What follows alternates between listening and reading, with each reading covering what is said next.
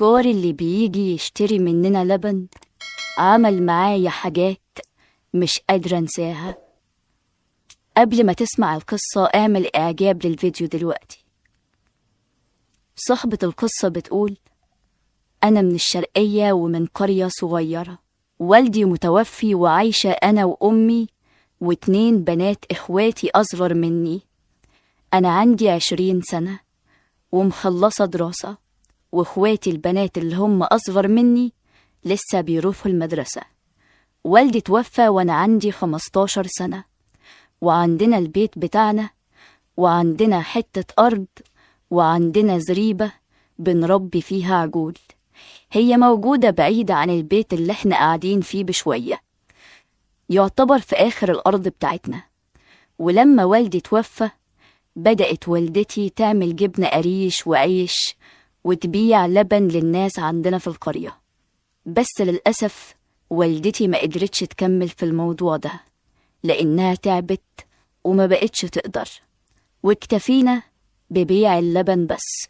وأنا اللي كنت مسؤولة عن الموضوع ده كله، وأمي بتكون نايمة لأنها كبرت خلاص في السن وما بقتش تقدر على الشغل ده. وإحنا كنا في أعز الاحتياج في الوقت ده للفلوس، لأن دي مصدر رزقنا الوحيد.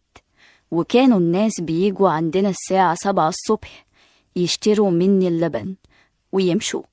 بس لاحظت في آخر فترة في واحد من جيراننا عارفني وأنا عارفاه كويس، بقى بيجي متأخر شوية، يعني بيجي على الساعة 10 الصبح وما بيكونش حد غيري موجود.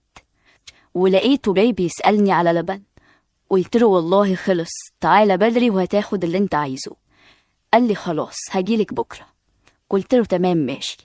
تاني يوم برضو جه متأخر، وللأسف كان اللبن خلص، وزعل مني. وقلت له والله أنا بكرة هعمل حسابك وهشيلك اللي انت عايزه. قال لي بس أنا هاجي متأخر بكرة علشان عندي مشوار مهم الصبح، هخلصه وهاجي. اليوم اللي بعده خلصت البيع للناس وكله مشي، وبقيت قاعدة في الزريبة لوحدي مستنياه علشان يجي ياخد الحاجة بتاعته. لقيته اتأخر فاتضايقت قوي، لحد ما جالي قلت له يعني أنا أعمل حسابك وأفضل مستنياك كل ده وتتأخر عليا؟ قال لي حقك عليا، أنا لو أعرف إن القمر ده قاعد مستنيني كل ده كنت جيت له من الفجر. قلت له إيه ده، أنت بتعاكس ولا إيه؟ قال لي يا ريتني بعرف أعاكس، كنت عاكستك من زمان. قلت له عيب اللي أنت بتقوله ده، أنت حتى لسه متجوز يعني. قال لي وإيه يعني لسه متجوز؟ هو الواحد لما يشوف حاجة حلوة حرام يقول إنها حلوة؟ قلت له لأ مش حرام. وبدأ يقول لي كلام حلو ما كنتش بسمعه من حد قبل كده، خلاني اتعلقت بيه، وفضلنا نحب بعض لمدة 6 شهور، وبقيت استناه تقريبا كل يوم. وبدأ يديني فلوس لأنه عارف حالنا وكده، ويعتبر جارنا، فكان بيساعدني. وأنا كنت برفض إن أنا أخد منه أي فلوس، بس هو كان بيكون مصمم إني لازم أخدها. الفلوس اللي كان بيديها لي دي كانت بتفرحني قوي، بس بيني وبين نفسي بقول إن بيته هو أولى بيها. بدأت علاقتنا ببعض تتطور، خصوصا إننا بنكون لوحدنا. إخواتي الصبح بيكونوا في المدرسة وأمي بتكون نايمة، وما دقتش تشتغل ولا تيجي الزريبة خالص.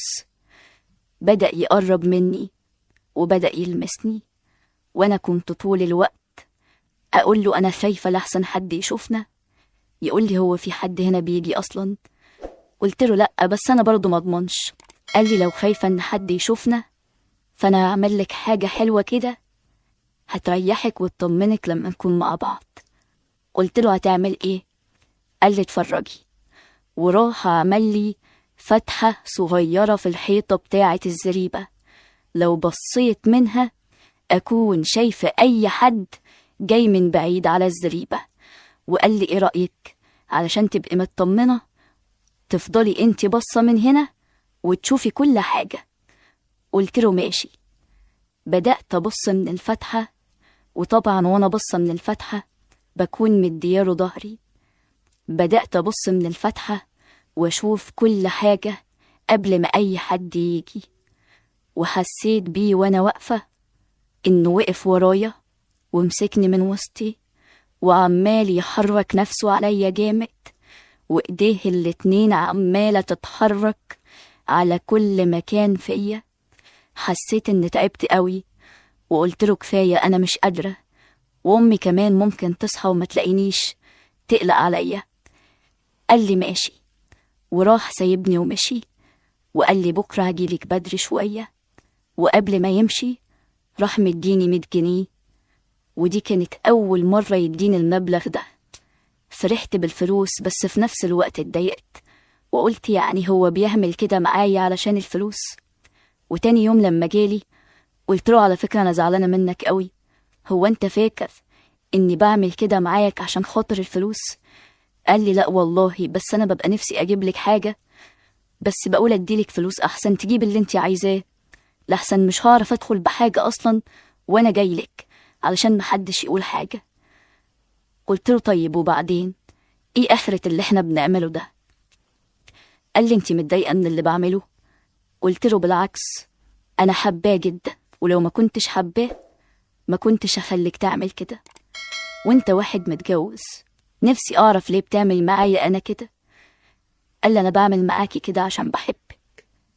قلت له طيب واللي في البيت عندك؟ قال لي مش بحبها. وفضلنا حوالي شهر يجيلي تقريبا كل يوم او كل يومين ويعمل معايا اللي بيعمله، وانا بكون واقفة براقب لحسن حد يجي علينا.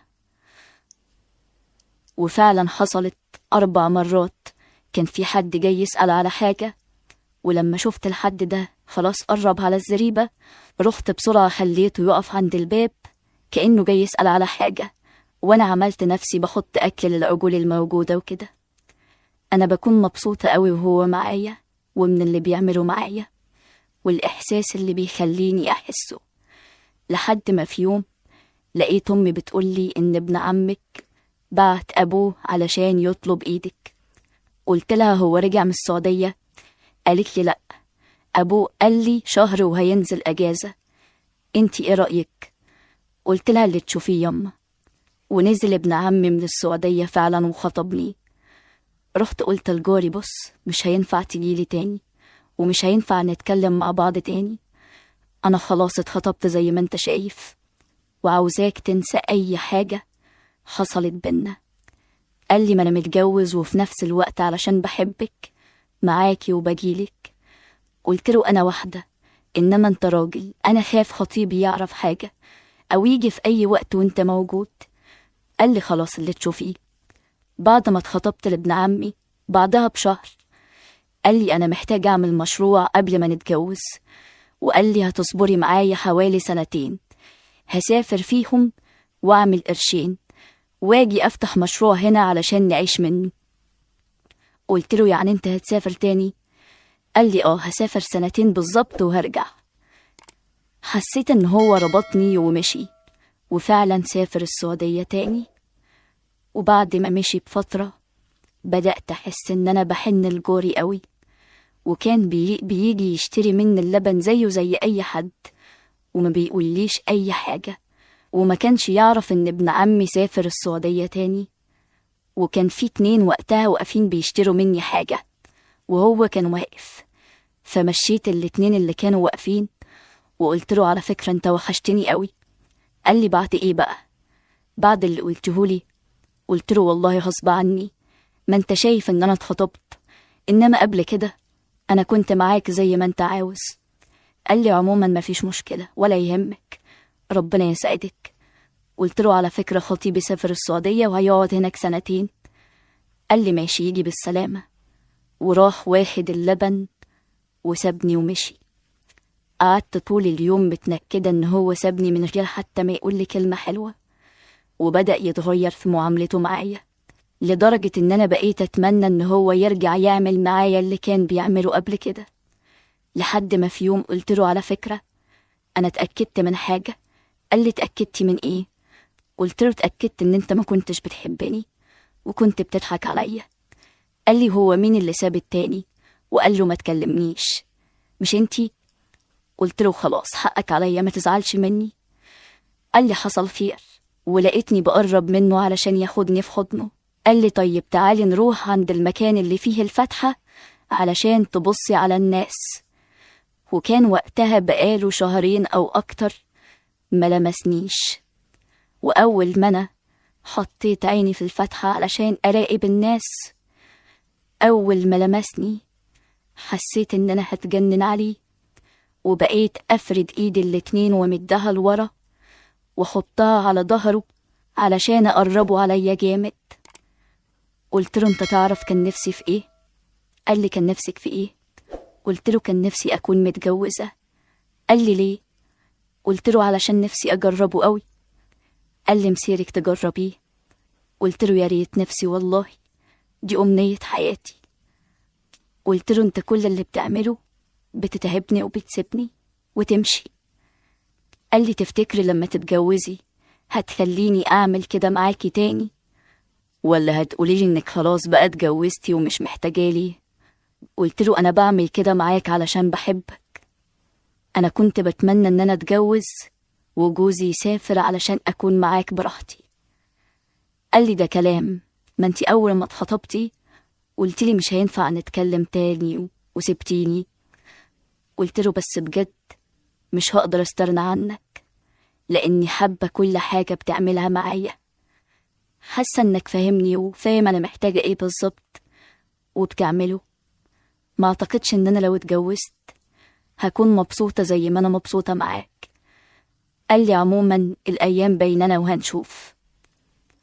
وأوقات كتير بيطلب مني إن أنا أروح عنده البيت بتاعهم لما ما بيكونش حد فيه، بس كنت بخاف أروح لحسن حد هناك يشوفني، والقرية بتاعتنا أصلا صغيرة والناس كلها عارفة بعضها، وبكتفي بإني أقابله في المكان اللي بقابله فيه.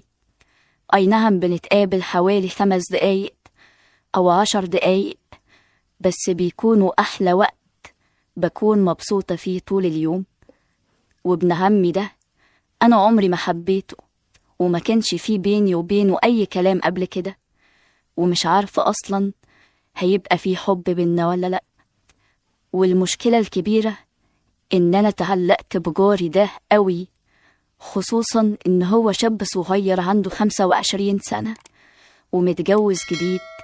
مش عارفة هو فعلا بيحبني ولا بيعمل كده علشان مزاجه فيا مش أكتر. أنا من كام يوم طلبت منه إن هو يطلق مراته لو هو فعلا بيحبني، وقلت له وأنا هفسخ الخطوبة بتاعتي من ابن عمي ونتجوز.